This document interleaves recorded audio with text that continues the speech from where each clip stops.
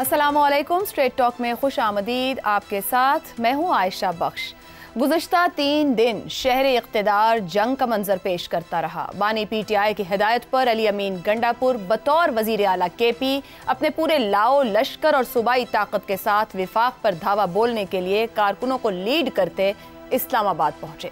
वज़ीर आला KP के काफिले के साथ सूबाई सिक्योरिटी, कंटेनर्स हटाने और रास्ते क्लियर करने के लिए क्रेन्स, एम्बुलेंसेज, शेल्स और असलहे की सपोर्ट मौजूद थी। वज़ीर दाखिला मोहसिन नकवी और IG इस्लामाबाद की मुताद्दिद वार्निंग्स के बावजूद अली अमीन गंडापुर PTI टाइगर बनकर जगह जगह खिताब करते रहे कि हम हकीकी आज़ादी के लिए D चौक पहुंचेंगे और इमरान खान की कॉल तक पीछे नहीं हटेंगे। पेशावर से इस्लामाबाद तक कई मकामात पर PTI कारकुनों और पुलिस में झड़पें हुई। पुलिस की जानिब से टियर गैस का भरपूर इस्तेमाल और सैकड़ों कारकुन गिरफ्तार भी हुए। मगर इस सारी सूरत हाल में एक ड्रामाई मोड़ उस वक्त आया जब अली अमीन D चौक जाने वाला एहतजाजी काफिला छोड़कर रिफ्रेशमेंट के लिए KP हाउस पहुंच गए और फिर वहां से एज यूजुअल गायब हो गए। इस दौरान PTI की दीगर क़यादत जो वर्क फ्रॉम होम कर रही थी का ये मौक़िफ़ सामने आया कि वज़ीर आला KP को अगवा और गिरफ्तार कर लिया गया है, जबकि हुकूमत का ये मौक़िफ़ रहा कि अली अमीन गंडापुर पुलिस समेत किसी इदारे के पास नहीं बल्कि वो KP हाउस से फरार हो चुके हैं, जिसकी वीडियोस भी और सबूत भी मौजूद हैं। PTI 24 घंटे से ज़ायद अपने टाइगर और सूबाई हुकूमत अपने वज़ीर आला को तलाश करने में मसरूफ़ रही। अली अमीन की पुरस्रार गुमशुदगी उस वक्त ख़त्म हुई जब वो गुज़िश्ता रात 9 बजे KP असेंबली के इजलास में नारे लगाते नमूदार हुए। वज़ीर आला ने असेंबली में इंकिशाफ किया कि पता है क्या हुआ, मज़ा आया है मज़ा। उन्हें किसी ने गिरफ्तार नहीं किया बल्कि वो पूरी रात KP हाउस में थे। गिरफ्तार करने के लिए कई मरतबा छापे मारे गए। जब KP हाउस से निकला तो मेरी जेब में 1 रुपया भी नहीं था। मैं 12 अजला से होकर इस्लामाबाद से पेशावर तक पहुंचा हूं। तमाम इदारे और सियासी पार्टियां अपनी इस्लाह करें, हम ये जंग मरते दम तक लड़ेंगे। ताहम अली अमीन ने इस रात से पर्दा नहीं उठाया कि वो 30 घंटे क्या करते रहे और कहाँ रहे। अहम बात यह भी है कि इससे कबल भी संजानी जलसे में तकरीर के बाद वज़ीर आला KP कई घंटे लापता रहे थे। ये तमाम सूरत हाल बहुत से सवालात को जन्म देती है। खुद PTI के अपने लोग और वर्कर्स वज़ीर आला KP की बज़ाहिर इस डबल गेम पर खदशात का इजहार कर रहे हैं।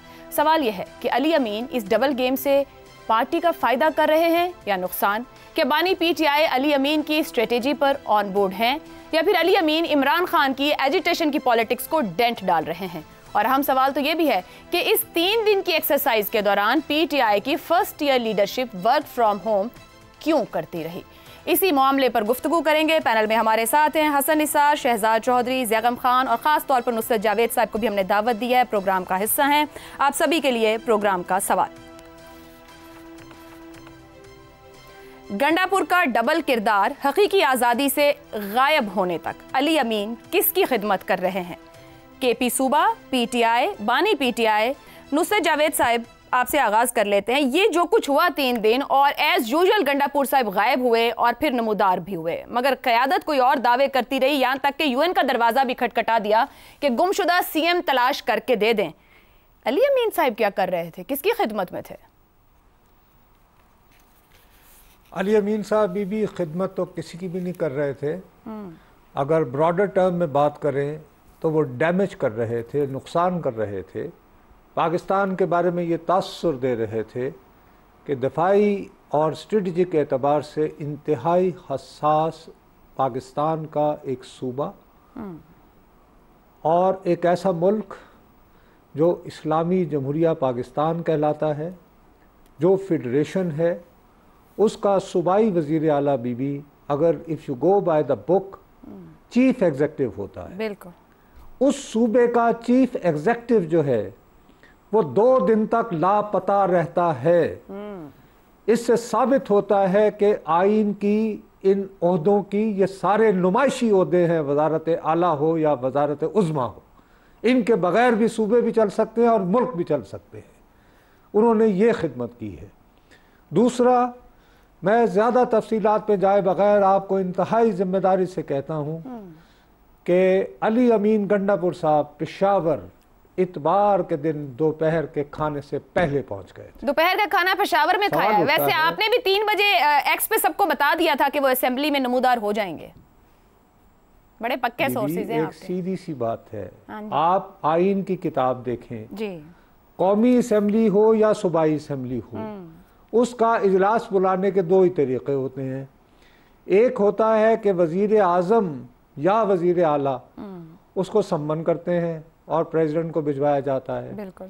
दूसरा ये होता है कि आप जो रिक्विजिट करते हैं, जिसको इजलास तलब करते हैं, कल ये गए हैं तो इन्होंने अपने लोगों को ये हुक्म दिया कि आप लोग जो हैं असेंबली का इजलास तलब करें जिसका एजेंडा ये हो कि हमारा वज़ीर आला गायब है। आइडिया ये था कि मुंतखब असेंबली के फ्लोर से दुनिया को ये पैगाम दिया जाए कि अवाम के मुंतखब करदा नुमाइंदे फरियाद कर रहे हैं पाकिस्तान में कि हाय हमारा वज़ीर आला कहाँ गया। उसके बाद अचानक वज़ीर आला साहब जो हैं वो पटका डाले, नमूदार होते हैं और कहते हैं हाय मैं तो छुपा हुआ था, इम्तहान ले रहा था। नुसरत जावेद साहब, ये जिस तरह आप कह रहे हैं कतई कलामी की माजरत, इसका मतलब है ये पूरा प्लान था कि कब सीएम साहब इसको छोड़ देंगे जुलूस को, वो केपी हाउस जाएंगे, वो छुप जाएंगे, फिर वो असेंबली इजलास कॉल करेंगे और वहां जाहिर होंगे। ये लगता है स्क्रिप्टेड किया गया था सीएम की तरफ से या किसी की भी तरफ से। ये फरमाइएगा कि बड़े बड़े लीडर्स नजर नहीं आए, 80 MNAs हैं कौमी असेंबली में, हमें कोई भी इस्लामाबाद में ग्राउंड पर दिखाई नहीं दिया। पीटीआई की जानिब से डेलिब्रेटली ये लीडरलेस प्रोटेस्ट किया गया है इस्लामाबाद की तरफ। देखिए, आप अगर मॉब को लीडरलेस रखेंगे तो क्योस फैलेगा ना।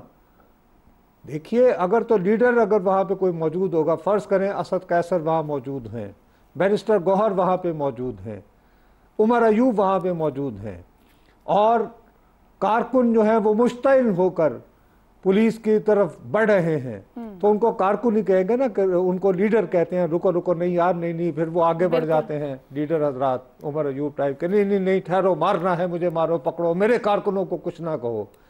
आइडिया ये था कि ये एक मिस्ट्री बनाई जाए कि जी हमारे वज़ीर आला गायब हो गए, और हमारे वज़ीर आला गायब हुए तो खाली डी चौक पर ही हंगामा मकसूद नहीं था, बल्कि ये भी था कि सुबह खैबर पख्तूनख्वा के जो अवाम हैं वो भी कहें कि यार हमने जिस शख्स को वोट दिया, जिस जमात को वोट दिया, उस जमात का वज़ीर आला इस्लामाबाद गया और वो गायब है, और उसको उठा के ले गए हैं और ये मान के नहीं दे रहे वो आम एक मिसिंग पर्सन हो गया है।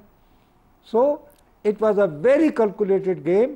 और जो लोग ये थ्योरियां निकाल रहे हैं कि ये खान साहब की मर्जी के बगैर हुआ है, मैं उनकी सादगी पर सिवाय मुस्कुराहट के और कुछ कहने को आमादा नहीं हूँ। ठीक। Idea was to create utter chaos, total chaos. ठीक है। सैडली इट डिडंट वर्क, ये एक अलग बात है।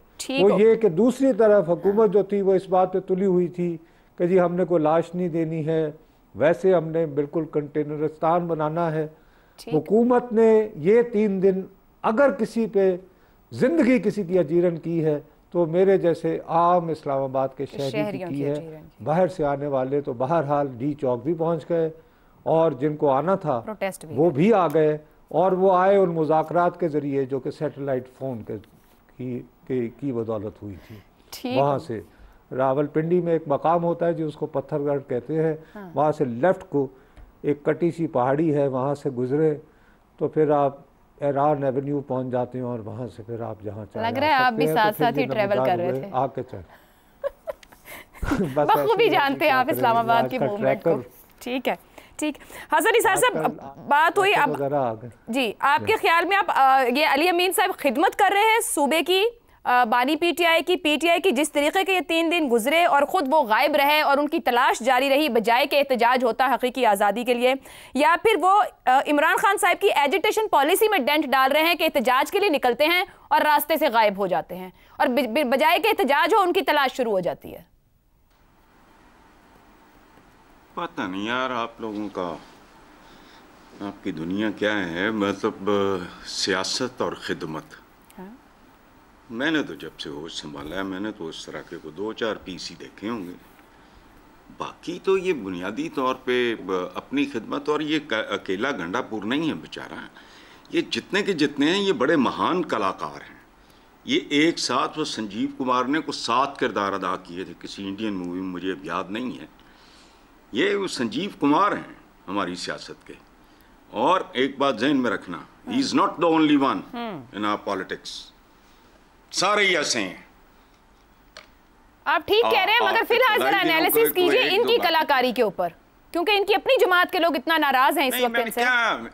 नहीं, मैं पता नहीं, मैं उम्र के गलत हिस्से में जा चुका हूँ, मुझे इस तरह की लग़्वियात में ना मुलव्वस होने का कुछ शौक नहीं है।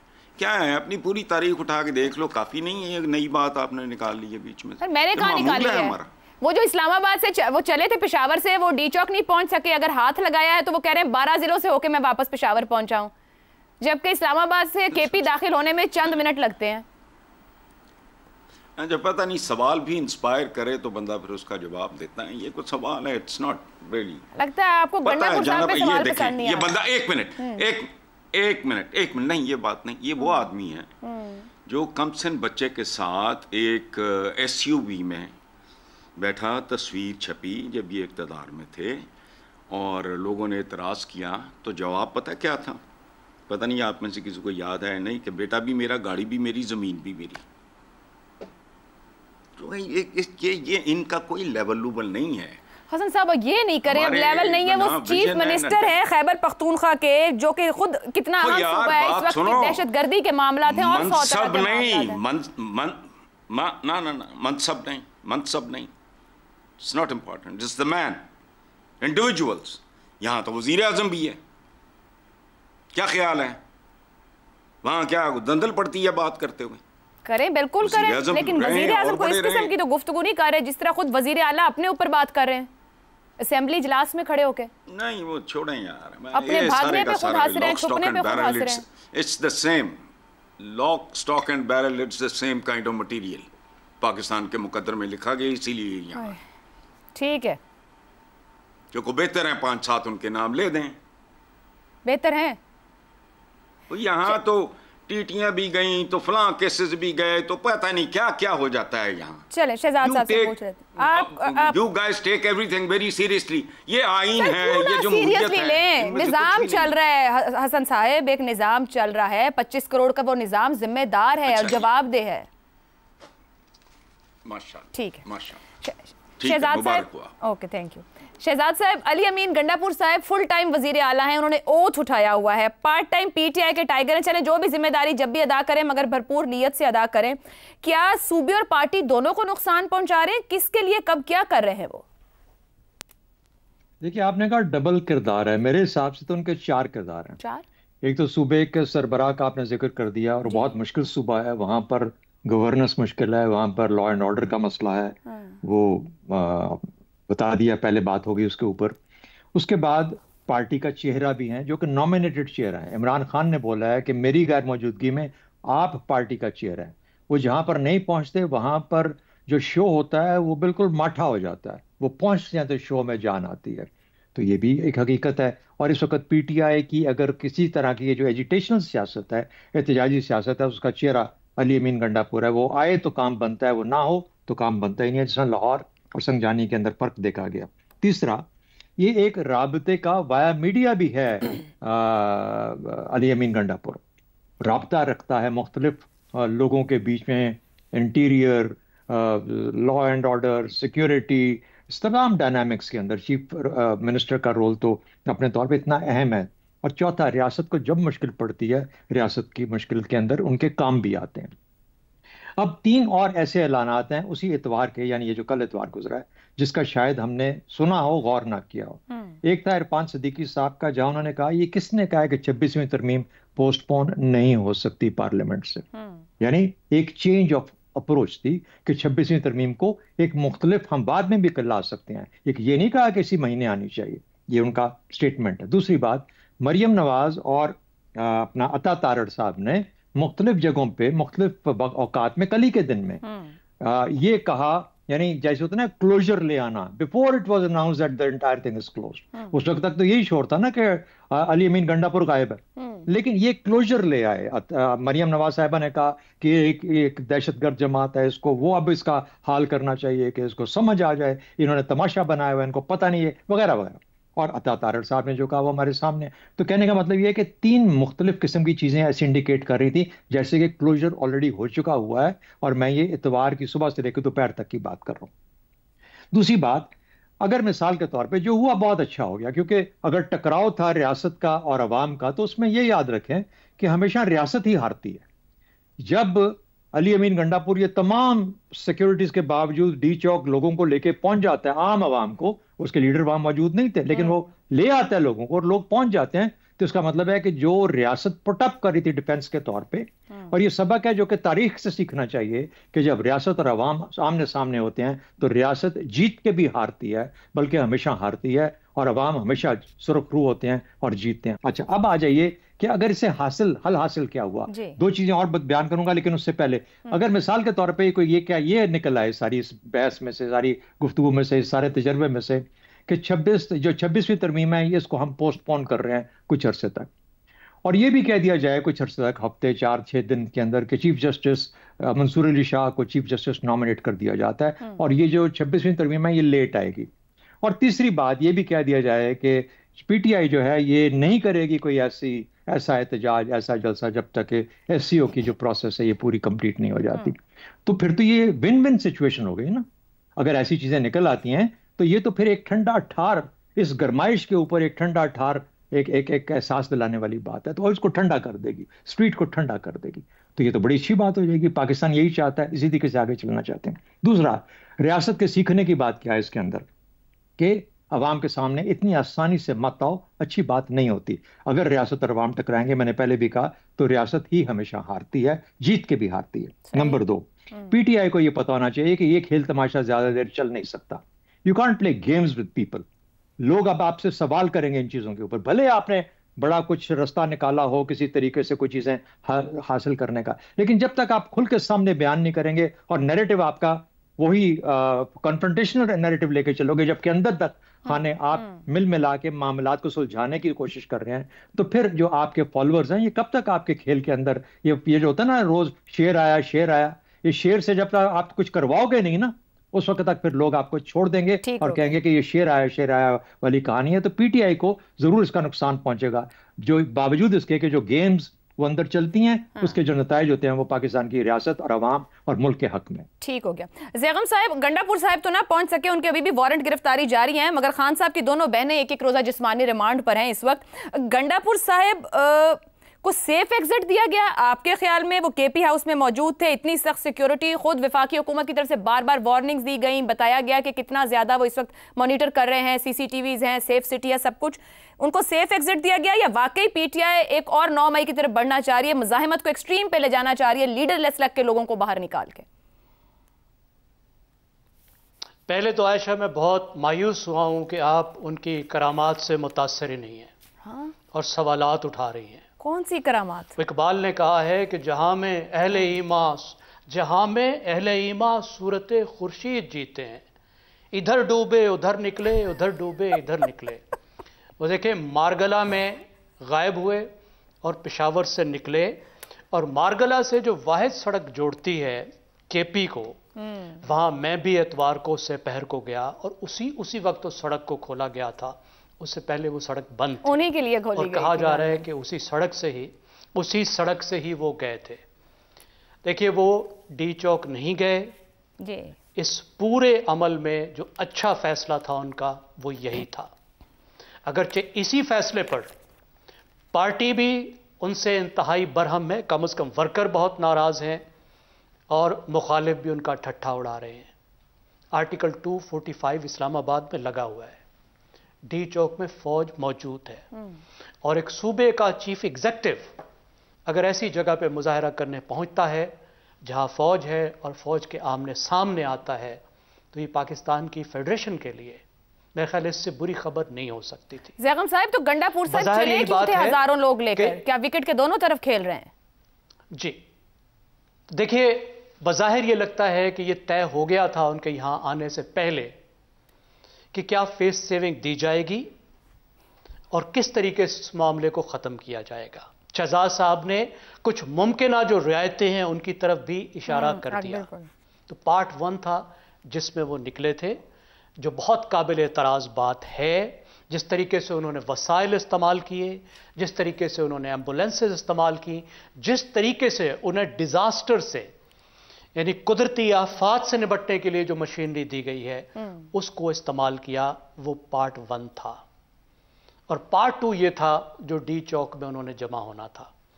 पार्ट 1 में उन्हें फेस सेविंग दे दी गई कि वो आए, उन्होंने चेहरा दिखा दिया, उनके फॉलोअर्स भी यहां तक पहुंच गए, और पार्ट 2 जो धरने वाली बात थी उस पे उन्होंने सबमिट किया और वो पीछे हट गए और वो पेशावर पहुंच गए। अपने आप को भी उन्होंने बचा लिया और मेरा ख्याल है जो ज्यादा बड़ा नुकसान होना था उसको भी उन्होंने बचा लिया। तो वो वैसे ही देखिए, वो उन लीडर्स में से हैं जो इस पोजीशन पर इसी वजह से हैं कि वो दोनों तरफ से उनके ताल्लुकात हैं। अभी दरवाजा खुला रखना है और बाद में बात करनी है, इस मसले को किसी तरफ लेकर जाना है। उन्होंने 2 अहम तरीन ओहदे ऐसे लोगों को आपकी राय में खान साहब भी ऑन बोर्ड है? गंडापुर साहब और खान साहब का एक ही गेम प्लान है, ये जो आपने प्लान 1 और प्लान 2 दिया? मैं नहीं समझता कि इसमें कोई अलग राय है या वो खान साहब की हुक्म अदूली कर रहे थे।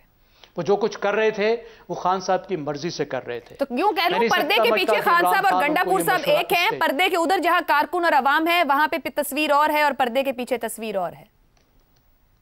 जी बिल्कुल, आप ठीक कह रही हैं। मैं समझता हूं कि पर्दे के पीछे एक है और उन्होंने बिल्कुल कोई हुक्म अदूली नहीं की। प्लीज नुसरत साहब कुछ कहना चाह रहे हैं? जी मैं सिर्फ ये कह रहा हूं कि हमारी गुफ्तगू से कुछ इस तरह का तासुर मिल रहा है, ख़ास तौर पर शहजाद भाई ने जिस तरह की बात की है कि गालिबन कुछ विन विन रास्ता भी मिला है। मैं इंतहाई जिम्मेदारी से ये कह रहा हूँ कि जी विन विन वाली बात नहीं है। बेहतर यही है कि हम इसको यहाँ तक महदूद रखें कि अली अमीन साहब को और उनके लीडर को सेफ पैसेज दिया गया है। उस सेफ पैसेज की ज़रूरत इस वजह से महसूस हुई है कि अली अमीन साहब के साथ जो 200-250 लोग थे वो रेगुलर पुलिस वाले थे, जिन्होंने पुलिस की वर्दियां नहीं पहनी हुई थी, लेकिन उनके पास आंसू गैस और आंसू गैस फेंकने और उसको बाद में इस्तेमाल करने की पूरी तरबियत और ये सलाहियत हासिल थी। So there was clear signs कि पंजाब पुलिस वर्दी समेत और खैबर पख्तूनख्वा की पुलिस बगैर वर्दी के एक दूसरे के साथ जो है वो कन्फ्रंट करते। उस सूरत हाल को अवॉइड करने के लिए सैटेलाइट फोन्स का इस्तेमाल हुआ और उन सैटेलाइट फोन्स के अंदर बड़ी मक्कारी, बड़ी दियानत, बड़ी होशियारी और कमाल मेहरबानी से अली अमीन साहब ने एक रास्ता ढूंढा D12 के अस्पताल के पास से और फिर वो चाइना चौक पहुंच गए। मेरा ख्याल है कि इस हवाले से इतना रूट ना बताएं आप नुसरत साहब, अगली बार गंडापुर साहब को दिक्कत भी हो सकती है अगर आपने इतना उनका रूट वाज़ेह कर दिया। एक ब्रेक लेते हैं, बड़ी माजरत ब्रेक लेनी है। ब्रेक से वापस आएंगे तो हम बात करेंगे एक इंतहाई अफसोसनाक वाक़या आज कराची में पेश आया है, इसी पर गुफ्तगू रहेगी इस ब्रेक के बाद। प्रोग्राम में एक बार फिर खुशामदीद। कराची एयरपोर्ट के करीब होने वाले खुदकुश धमाके में 2 चीनी बाशिंदों समेत 3 अफराद हलाक जबकि 17 जख्मी हुए हैं। इनमें पुलिस और रेंजर्स एहलकार भी शामिल हैं।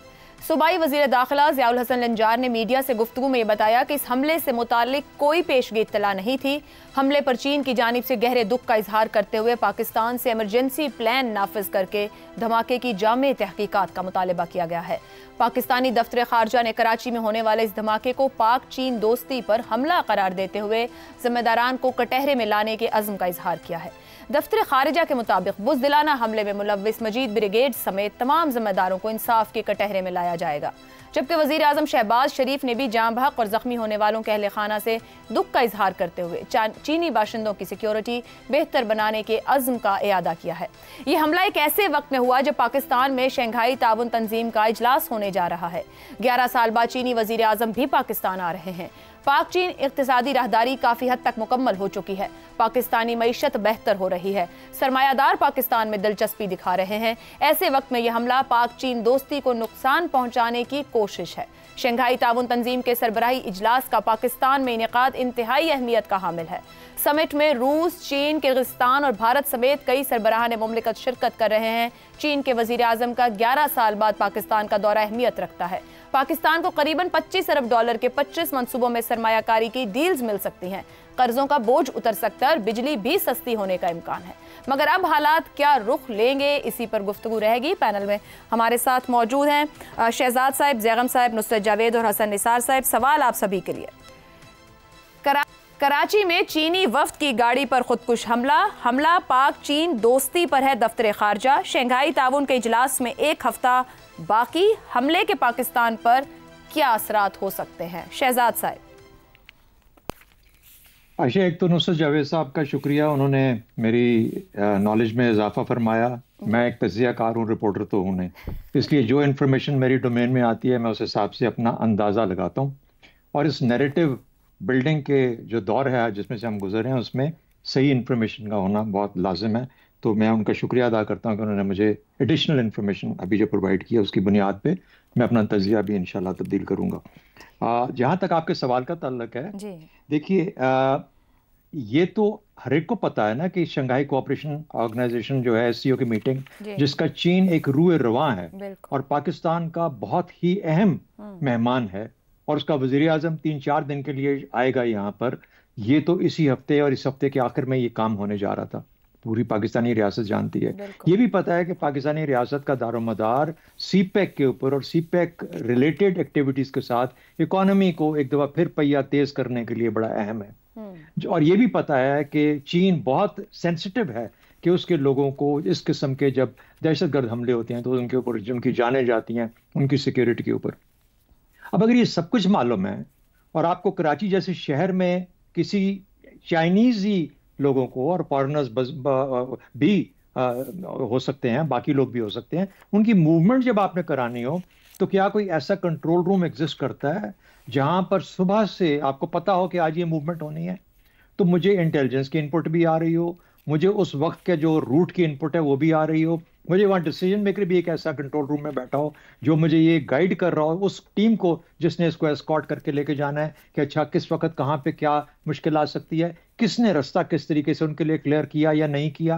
अब ये वो तमाम चीजें हैं जो कि ऑपरेशनल लेवल की हैं, और इस ऑपरेशनल लेवल के अंदर क्योंकि पाकिस्तानी सोच के हिसाब से हम वक्त डंग टपाओ किस्म के एक कौम है, हम A to Z बैठ के प्लान और डिटेल करने वाले लोग नहीं हैं। तो मेरा सवाल आईजी साहब या फॉर दैट मैटर जो आपकी सिक्योरिटी और एडमिनिस्ट्रेटिव अपरेटस है सिंध का, उनसे ये होगा कि भाई ये इस किस्म का कंट्रोल रूम एग्जिस्ट करता है तो कहाँ करता है, उसकी क्या रिपोर्ट थी उस दिन की जब आपने चाइनीज को मूव किया या इन लोगों को मूव किया, आपको पता था कितना अहम और सेंसिटिव मामला है, आपके पास क्या कंट्रोल और इंफॉर्मेशन थी, आपने किस तरीके से सिक्योरिटी को, या वैसे ही लेके चल पड़े, 2 आगे गाड़ियां 2 पीछे और बीच में कोई आके लग गया और उसने आके बम फाड़ दिया, जो कि आमतौर पर हमारे यहाँ होता है। बदकिस्मती है हमारी, अगले पिछले दिनों एक यहाँ पे सवात की तरफ एक एम्बेसडर्स का ग्रुप गया जिसको इसी तरीके से निशाना बनाने की कोशिश की गई, उसमें नुकसान हुआ। बिल्कुल। तो हम कब तक हम पिछले 40 साल से इस खेल में खेल रहे हैं और हम अभी तक अपने सबक नहीं सीख सके। हर दफा एक नई पौध आती है, उस नई पौध को नए तरीके से सिखाना पड़ता है। मेरा ख्याल है ये मुकम्मल तौर पर एक ऑपरेशनल फेलियर है, ऑपरेशनल फेलियर। अब दुश्मन तो अपना वक्त चुनेगा और ऐसा ही वक्त चुनेगा जिसके अंदर की चोट जब लगाएगा तो उसका जख्म बहुत गहरा होगा और बहुत दूर तक जाएगा। अब वो एजेंडा डिक्टेट करेगा, वो एजेंडा जो आप लेके बैठे थे चाइनीज प्राइम मिनिस्टर के लिए, अब वो दहशतगर्दों ने डिक्टेट कर दिया कि अब इस पे बात करो बैठ के और अपनी सफाइयां दो कि तुमने ये काम किस तरीके से होने दिया और क्यों उनकी हिफाजत नहीं कर पाए। ठीक हो गया। हसन निसार साहब, शंघाई ताउन तंजीम का इजलास होने जा रहा है और पाकिस्तान बड़े इसके लिए तैयार और सब चीज़ों में मसरूफ है, मगर ऐसे वाक़े क्या होना जैसे शहजाद साहब इसको ऑपरेशनल फेलियर कह रहे हैं, हमें क्या सीखने की जरूरत है? हम इसमें से निकल नहीं पा रहे, हमारे कोई एक सेट SOPs नहीं बन पा रहे कि हम संभल पाए और इनसे बाहर आ पाए। गैर जिम्मेदाराना जो है, जो शहजाद साहब जो बात कर रहे थे वो तो ज़ाहिर है साफ़ है। आपको पता है एक बैकग्राउंड है, कोई पहली बार नहीं हो रहा, कई बार ये मुख्तलिफ जगह पे मामला हो चुका है। अगर आप सिक्योरिटी वगैरह का भी बंदोबस्त नहीं कर सकते तो फिर घरों घर ही जाएँ। रह गए असरात तो चूँकि वो भी जानते हैं, उनके भी स्टेक्स हैं और बहुत खौफनाक स्टेक्स हैं। असरात वगैरह क्या होने हैं, एहतियात का लेवल मज़ीद बढ़ना चाहिए, बढ़ाएंगे नहीं, आई डोंट नो, क्योंकि ऐसा होना पर देखो आशा ये एक लंबी कहानी है। को पहली बार, दूसरी बार, तीसरी बार तो नहीं हो रहा, ख़ास तौर पे चाइनीज़ को टारगेट जो किया जाता है। लेकिन ये गैर जिम्मेदाराना रवैये, हर जगह फेक किस्म की बातें, जितने हादसात पहले हो चुके हैं उनके बाद ये हादसा एक इंतहाई गैर जिम्मेदाराना रवैये को इंडिकेट करता है, जिसको बहुत पोलाइटली शहजाद साहब ने बयान किया है। इस वक्त मैं आपको बताऊं एक जुमले में, मेरे नजदीक पाकिस्तान में हर किस्म की आग को पेट्रोल से बुझाने की कोशिश की जा रही है और ये नहीं होना जाहिर है। ठीक हो गया जी, एक ब्रेक ठीक, पेटियनाओं का खेल है, गैर जिम्मेदाराना रवैयों की तरफ इशारा। ब्रेक लेते हैं, ब्रेक से वापस आएंगे तो नुसरत साहब और ज़ैगम साहब की राय आपके सामने रखेंगे। प्रोग्राम के आखिरी हिस्से में आपको एक बार फिर खुशामदीद कहेंगे। नुसरत जावेद साहब, जिस तरह का हमला हुआ इससे पहले भी बिशाम में चाइनीज पर फिर 22, 21 और 18 की बात करें, फिर सुसाइडल का भी एक ट्रेंड हमें नजर आ रहा है। यहाँ पर बात हुई ऑपरेशनल फेलियर की भी और गैर जिम्मेदारी की भी। आपके ख्याल में क्या इनको रोकना मुमकिन है और किस तरह के असरात हो सकते हैं? देखिए, मैं यानी कि शहजाद साहब ने इसके बारे में बहुत मुफस्सल बात कर दी है और मेरा ख्याल है कि प्राइमरीली हमें इधर उधर घूमने की बजाय let's look into devil's eye. Basically ये सिक्योरिटी ब्रीच है कि बात यह है कि एक दहशतगर्द तंजीम को ये पता है कि इतने बजे यहाँ से चाइनीज़ ने रवाना होना है, तो क्या हम तो इसका मतलब है कि we should have been one step ahead ना जी कि फ़र्ज़ करें कि आपको ये पता है कि यहाँ पर चाइनीज़ जो हैं उनकी जान को ख़तरा है, तो आप उनके कम से कम रूटीन को ही बदल लें जी। हम 2 टके के रिपोर्टर हैं, बाज़ औक़ात हमें अपनी किसी ख़बर की वजह से कोई मुश्किलात का सामना करना हो तो हमें पहला सबक यही बताते हैं कि जी अपना रूटीन बदल लें सर। तो मेरा ख़्याल है कि जिसको मुफस्सल अंदाज में शहजाद साहब ने बता दिया, मैं सिर्फ एक बात ऐड करना चाहता हूँ। आपका जो सवाल है और हम जो आपस में जो गुफ्तगू कर रहे हैं अभी तक इस मौजू पर, इस पे फोकस जो है वो ये है बॉस के ये एक और हमला है पाक चीन दोस्ती को नुकसान पहुंचाने का, एक और हमला है CPEC को नाकाम करने का। मैं ये कहता हूं कि अभी जो आज का हमला है इसका जो स्कोप है वो ज़रा वाइडन हो गया है। This is a clear cut हमला जिसका डिज़ाइन है कि पाकिस्तान में SCO का इजलास ना हो पाए। इसका स्पेक्ट्रम बढ़ गया है भैया। इसमें यह है कि रूस का वज़ीर आज़म भी यहाँ ना आए। इसका यह भी मकसद है कि भारत के वज़ीर आज़म जो कह चुके हैं और साथ में उन्होंने कैविएट लगाया हुआ था कि प्रोवाइडेड इंटरनल सिचुएशन। सबसे अहम बात, वैसे हम बहुत ज़्यादा ईरान के और गज़ा के और लेबनान के गम में मुब्तला हैं। इस कॉन्फ्रेंस में ईरान के वज़ीर ख़ारजा की आमद भी मतवक्को है। खुदा न खास्ता मेरे मुंह में खाक, अगर इसी तरह के 3-4 और वाक़यात हो जाते हैं, और दोबारा कह रहा हूँ मेरे मुंह में खाक, हम ये कॉन्फ्रेंस होल्ड करने के काबिल न रहे तो हमारी कितनी जगह हसाई होगी। सर इंशाल्लाह कॉन्फ्रेंस वक्त पर होगी। महज पाक चाइना ताल्लुकात तक महदूद नहीं है।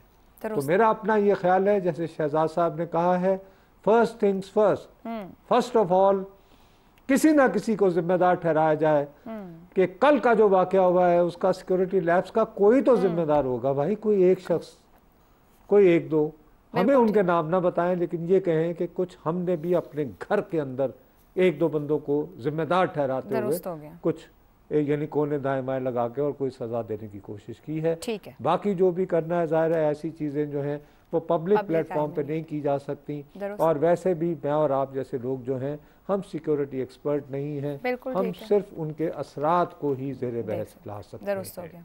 ज़ैगम साहब, कि कौन है पीछे, किसको तकलीफ हो सकती है SCO होने से, ये सब जानते हैं।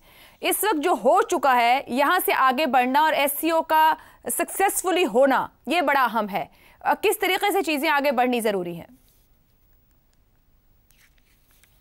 देखिए, अभी तो बहुत कम वक्त है और इस वक्त तो टोटल जो फोकस है वो सिक्योरिटी पे करना होगा कि किस तरीके से आप मेहमानों को महफूज बना सकते हैं और किस तरीके से मज़ीद ऐसे वाक़यात को होने से रोक सकते हैं। ये तो है शॉर्ट टर्म, लेकिन SCO का इजलास कोई पहला इजलास नहीं है, कोई आखिरी इजलास नहीं है। इसके बाद भी हमने दुनिया से ताल्लुक़ रखना है, उसके बाद भी फॉरेन डिग्नेटरीज ने आना है। और सिर्फ हमने ये नहीं देखना कि गैर मुल्की सरबराह जो कई साल बाद आते हैं उनका आना अहम है, उससे भी ज़्यादा अहम यह है कि हर रोज़ जो कोई बिजनेसमैन बाहर से आता है, हज़ारों चाइनीज़ जो यहाँ कारोबार के लिए आते हैं, जिनके कारोबार मौजूद हैं, जिन्होंने इन्वेस्ट किया है, जो इंफ्रास्ट्रक्चर बनाने के लिए आते हैं, जो पाकिस्तान की तरक्की के लिए आते हैं, और दुनिया भर से वो इन्वेस्टर जो आ सकते हैं पोटेंशियली, जो बहुत अहम किरदार अदा कर सकते हैं हमारी तरक्की में, उनके लिए कैसे हम पाकिस्तान को एक ऐसी जगह बनाएं जहां पे वो महफूज हो, जहां पे हर गैर मुल्की महफूज हो और जहां पे हर पाकिस्तानी भी महफूज हो। अब हमारी फॉल्ट लाइंस पे जिस तरह दुश्मन खेलने लग गए हैं, हमारी मजहब की फॉल्ट लाइन पर भी, और हमारी जो दूसरी शनाख्तें हैं, एथनिसिटी, जो हमारी इलाकाई शनाख्तें हैं, उसकी फॉल्ट लाइन पे भी जिस तरह दुश्मन ने खेलना शुरू कर दिया है, कितनी खतरनाक बात है। और उससे भी बड़ी खतरनाक बात क्या है कि कैसे इन दोनों का गठजोड़ हो रहा है, कैसे ऐसी स्पेसेस बन गई हैं जहां पे मजहबी इंतहा पसंदी और ये इलाकाई शिद्दत पसंदी, अलहदगी पसंदी, वो इकट्ठे हो रहे हैं और एक दूसरे से सीख रहे हैं। किधर से आ गया है मजीद ब्रिगेड, कहां से उन्होंने सीख लिया है सुइसाइड बॉम्बिंग और अचानक से सुइसाइड बॉम्बिंग शुरू कर ली? क्या हमें मालूम नहीं है कि अफगानिस्तान की सरजमीन पे इन दोनों की पनाहगाहें हैं और आपस में एक दूसरे की कोऑपरेशन भी करने लग रहे हैं, इनका आपस में गठजोड़ है, इनका आपस में फ्यूजन है। ठीक, लेकिन इससे आप एक स्टेप और पीछे जाएं जी। ये कैसे मुमकिन हुआ कि पढ़े लिखे नौजवान इनका शिकार बन रहे हैं, इनके हत्थे चढ़ रहे हैं, इनके नैरेटिव में इतनी कशिश कैसे आ गई? हमने इनके नैरेटिव से निपटने के लिए क्या किया है? सिर्फ बंदूक तो हल नहीं है ना, बिल्कुल। सिक्योरिटी तो बहुत इंपॉर्टेंट है, बेशक। सिविलियन गवर्नमेंट किधर है? अपना किरदार उन मसाइल को हल करने के लिए क्या कर रहे हैं जिनकी वजह से ये इस काबिल हो जाते हैं कि अपना धंधा चलाएं? बिल्कुल ठीक, और अपना नैरेटिव चलाएं। दुरुस्त हो गया। उनके नैरेटिव से डील करने के लिए हमारी क्या सलाहियत है? सूबाई हुकूमतों और वफाकी हुकूमत के किरदार जी। सब देखिए, वन कंट्री स्ट्रेटजी, पूरे पाकिस्तान को इसके मसले के लिए इकट्ठा खड़ा होना होगा। वो सूबे हों, वो विफाक हों, वो सिविल ब्यूरोक्रेसी हो, वो उलमा हो, वो शहरी हो, वो मीडिया हो, ये हम सब की जंग है, हमने इसको मिलकर लड़ना है। हुकूमतों और इंतजामिया को आगे एलियंस को एंगेज करना और इसके ऊपर एक नैरेटिव बनाने की जरूरत है। प्रोग्राम से इतना ही, इजाजत दीजिए, अल्लाह हाफ़िज़।